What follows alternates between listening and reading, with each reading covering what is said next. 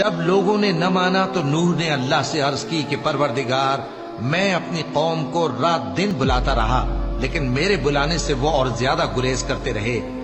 جب میں نے ان کو بلایا کہ توبہ کریں اور تو ان کو معاف فرمائے، تو انہوں نے اپنے کانوں میں انگلیاں دے لی اور اپنے اوپر کپڑے اوڑھ لیے اور اڑ گئے اور خوب تکبر کرنے لگے۔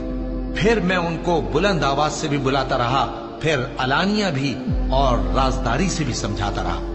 پھر میں نے کہا کہ اپنے پروردگار سے معافی مانگو کہ وہ بڑا معاف کرنے والا ہے۔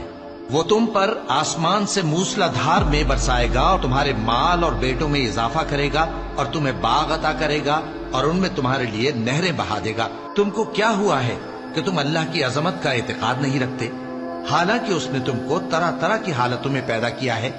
کیا تم نے نہیں دیکھا کہ اللہ نے 7 آسمان کیسے اوپر تلے بنائے ہیں اور چاند کو ان میں روشن بنایا ہے اور سورج کو چراغ بنا دیا ہے؟